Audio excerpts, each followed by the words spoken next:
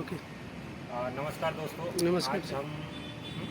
आज हम हमारा जानने के लिए यहाँ पे ऊपर आए हैं जो हमारा रोप सस्पेंडेड प्लेटफॉर्म है, जिसको हमारे आउटर में काम करने के लिए आसानी के लिए बनाया गया है। अगर हम पहले देखा जाए तो हमारा अगर पहले आउटर में जैसा काम होता था, प्लास्टर हो गया या पेंट हो गया या फिर वहाँ पे क्लैडिंग जो काम होता है उसके लिए बोलो, उसके लिए हमको सस्पेंडेड प्लेटफॉर्म के पहले जो हम काम करते थे वहाँ पे स्कैफोल्डिंग का काम होता था। स्कैफोल्डिंग को कैसा होता है, जब हमको स्कैफोल्डिंग नीचे जो हम नीचे काम रहता है वहाँ से लेके ऊपर तक हमको स्कैफोल्डिंग बनाना पड़ता है। लेकिन आरएसपी रोप सस्पेंडेड प्लेटफॉर्म ने हमारा बहुत सा कॉस्ट को कम करते हुए ये काम किया है।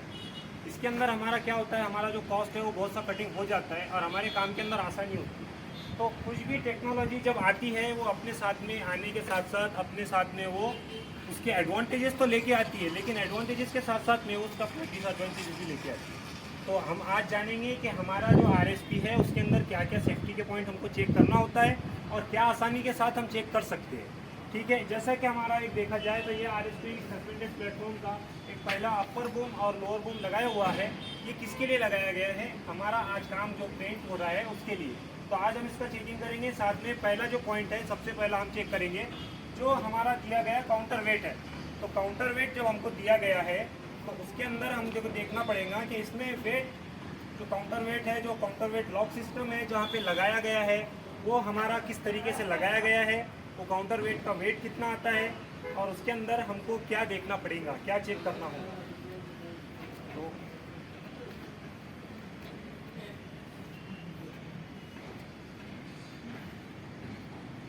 जैसा कि आप देख सकते हैं जो काउंटर वेट का अपना लॉक अरेंजमेंट है जो लगाया गया है, जो एक बॉक्स है जो काउंटर वेट का एक वेट कपी है उसका एक वजन आता है हमारा 25 kg।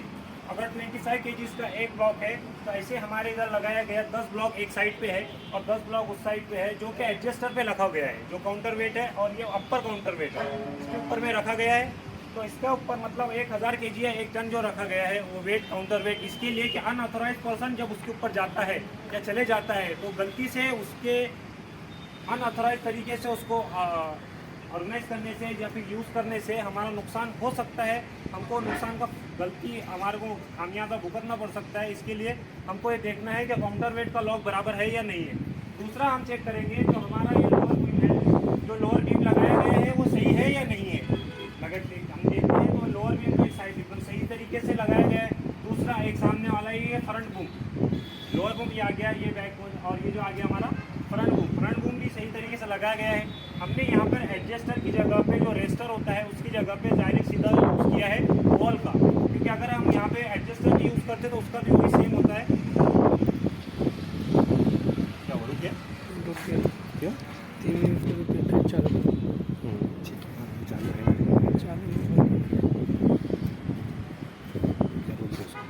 देखेंगे। जो ये हमारा अपर कॉलम है, जो अपर कॉलम में देखा गया है ये इसका जहाँ पे लॉक है। दूसरा जो हमारा ऊपर में जो गया है ये हमारा जो रोप है, ये रोप लगाया गया है काहे के लिए, जो हमारा लाइनिंग में जो लोअर बीम जो नीचे की तरफ गया है उसको लॉक करने के लिए, उसको सही तरीके से लॉक करने के लिए। तो हम उस पर चेक करेंगे कि जो हमारा डी हुक है वो डी हुक बराबर सही तरीके से लॉक किया गया है या नहीं किया गया है।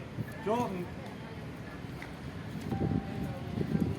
डेड एंड है वो डेड एंड के ऊपर में हमारा जो लॉक लगा हुआ है, जो डी हुक लगा हुआ है वो डेड एंड के सही तरीके से टाइट किया है या नहीं किया है।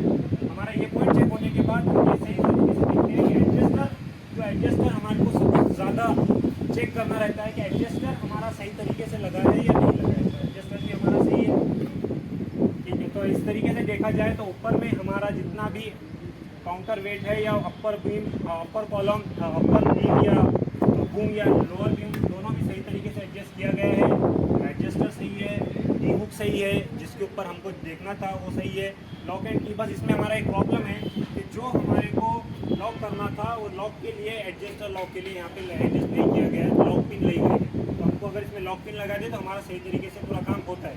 दूसरा जो हमारा पिन होता है, जो हमारे लगाने के लिए फॉल अरेस्टर के लिए रोप लगती है, वो रोप जहाँ पे बांधी गई है वो रोप सही तरीके से बांधी गई है या नहीं बांधी गई। हमारे लोग क्या करते हैं, ज़्यादातर ऊपर जाने के बाद ये चेक करते हैं कि हमको सिर्फ नीचे में रहे और नीचे से ही काम स्टार्ट कर देते हैं, लेकिन ये नहीं देखते कि ऊपर में जिस तरीके से हम अगर ये फॉल अरेस्टर की रोप जहाँ बांधी है वो सही तरीके से बंधी है या नहीं बंधी है। अगर ये सही तरीके से नहीं बन रही है तो हमारा फॉल अरेस्टर का लगाने का या उसको यूज़ करने का कोई मतलब नहीं होता है। तो अगर कोई भी चीज़ करनी है तो उसका एक मीनिंग होनी चाहिए, जो अगर उसका मीनिंग सही है तो हमारा लिए सही है। अगर वो काम का नहीं है, सिर्फ दिखाने के लिए या फिर सेफ्टी वाले को बताने के लिए, तो अगर हमको ये सब कर रहे हैं तो सिर्फ और हम अपने आप को धोखा दे रहे हैं, क्योंकि हम काम कर रहे हैं हमारे परिवार के लिए। अगर हमारा परिवार सही रहेगा तो हम सही रहेंगे। तो ठीक है, तो मिलते हैं अभी हमारा जो नीचे वाला पार्ट है, जो प्लेटफॉर्म है, वहाँ पे जाके। तो अभी हमने RSP गंडोले के अंदर चेक किया कि जो ऊपर में जहाँ पे हमारा काम चलता है उसका जो काउंटर वेट है और जो लोअर वाला और जो अपर वाला दोनों की वो में और उसका रेस्टर है, उसके बारे में मालूम थी। लेकिन अभी हम आए हैं हमारे प्लेटफॉर्म के पास, तो प्लेटफॉर्म के अंदर में हमको क्या क्या सेफ्टी गैजेट यूज़ करना है और उसका यूज़ क्या क्या है वो सब पता करना होगा। तो जैसा कि हम जानते हैं कि हमारा जो फर्स्ट गैजेट जो आता है, फर्स्ट गैजेट जो है हमारा वो है सेफ्टी डिवाइस।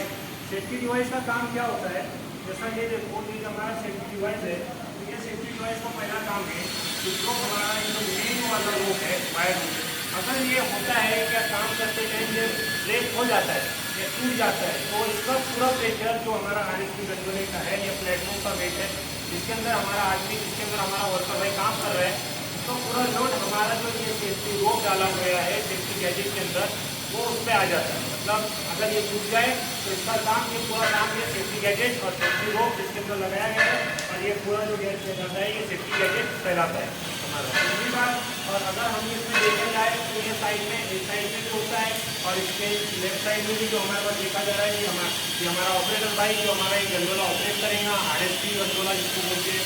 RSP मतलब वो सस्पेंडेड प्लेटफॉर्म जिसको हमारे लिए जाने जाते हैं, लेकिन जो हमारे मजदूर भाई, वर्कर भाई, जिसको ये आम जबान के अंदर या काम की जबान के अंदर उसको वो गंडोला बोलते हैं। जैसा देखा जाए तो ये एक हो गया मेन रोप जिसके ऊपर हमारा गंडोला चलता है, और अगर ये ब्रेक हो जाए तो हमारा जो सेफ्टी गैजेट के अंदर में डाला हुआ रोप है इसके ऊपर में इसका काम होता है। नंबर दूसरे के अंदर आता है हमारा जो है वो है सेंट्रीफ्यूगल फोर्स वाला जो रहता है।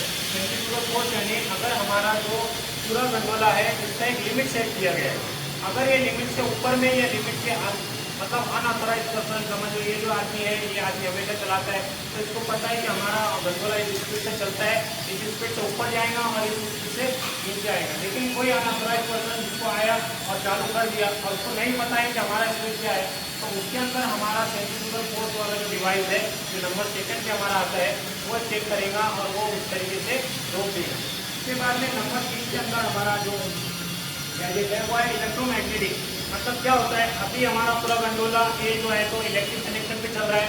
अगर ऐसा हो जाए कि इलेक्ट्रिक कनेक्शन टूट जाए या कहीं पे इलेक्ट्रिक कनेक्शन इसको ना मिल पाए और इलेक्ट्रिक कनेक्शन ना मिलने की वजह से हमारा गंडोला रुक जाए, ऊपर में कहीं लटक जाए हमारा आदमी आके, तो उसके ऊपर में दिया गया गैजेट जो है इसमें से उसका काम क्या होता है, ये दोनों गैजेट को जब यूज़ करते हैं और दोनों गैजेट को जब लगाने के बाद में जब उसको उठाया जाता है साथ में, तो इसके ज़रिए हम दोनों भी, हमारा गंडोला और हमारा आदमी और हम इस तरीके से प्लेटफॉर्म के नीचे हमारे को लेके आसानी के साथ में आ जाते हैं। इसके साथ में जो हमारा काम है कि गंडोला जब भी यूज़ करो तो हमारा गंडोला इस तरीके से यूज़ करो और उसको आसानी के साथ में उसका बैलेंस करते हुए काम करो। वैसे ही अगर हम काम करेंगे तो हमारा काम सही से चलेगा। दूसरी बात है ये जो लिमिट है, ये लिमिट दिया गया है, ये लिमिट क्या काम करता है, ये लिमिट ऐसा काम करता है कि जब हम हॉइस्ट करते हैं, जब हम हमारे गंडोले को RSP को रोप पर सस्पेंडेड प्लेटफॉर्म को ऊपर की तरफ लेके जाते हैं, तो उसका भी एक लिमिट सेट किया रहता है, जो कि हमारे दोनों भी मेन हॉइस्ट, मेन रोप और जो हमारा सेफ्टी रोप है इसके ऊपर में एक लास्ट लिमिट है, वहाँ पे हम एक प्लेट लगा देते हैं। प्लेट के ऊपर जाने के बाद जो हमारा लिमिट है, जो हॉइस्ट लिमिट है, वो उसमें जाके ब्रेक हो जाता है। तो क्या होता है, जब ये प्लेट होगी, जब ये ब्रेक हो जाएगा, ब्रेक होगा तो इलेक्ट्रिक जो उसमें कनेक्शन आया वो ब्रेक होगा, तो हमारा जो सस्पेंडेड प्लेटफॉर्म है, गंडोला है, वो वहाँ पे जाके रुक जाएगा। वैसे ही एक आता है जो लास्ट वाला जो है वो एंटी टेनिंग या फिर जिसको बोलेंगे, या दूसरा एक ऐसा कि जो हमारा प्लेटफॉर्म है वो बराबर बैलेंस के साथ में चल रहा है या नहीं चल रहा है। जैसा हम देखेंगे अभी हम जो हमारा सस्पेंडेड प्लेटफॉर्म है उसको अगर हम ऊपर लेके जाए, चलो ऊपर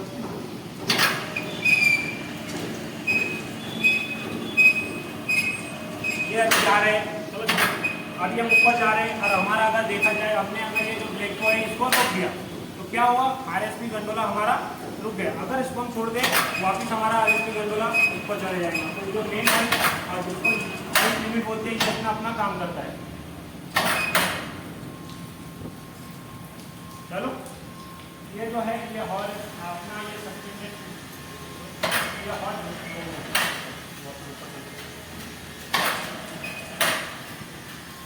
जैसा कि देखिए अब ये हमने जो किया लिमिट रोक दिया, ऐसे ही तरीके से हमारे दोनों साइड में जो लगाई गई गंडोले के ऊपर लिमिट ऐसे ही काम करती है। दूसरी बात जो हमको पता करने की वो है हमारा जो एंटी टेलिंग या फिर जिसको बोलेंगे जो डिसबैलेंस होता है गंडोले का, अगर वो बैलेंस नहीं है, सही तरीके से बैलेंस नहीं है, हम उसके ऊपर मटेरियल भी लेके जाते हैं, अगर वो बैलेंस नहीं है तो उसके लिए अपना काम करता है नहीं करता है। जैसा अभी हम देखेंगे कि अभी हमको एक साइड मतलब इसका जो राइट साइड है उसको डाउन करना है, और वो डाउन कितने तक जाता है कि हमको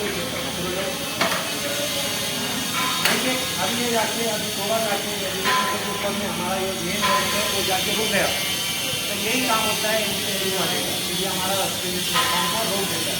तो आपके लिए हमारे वीडियो में इतना ही, आगे और आगे बंद करो।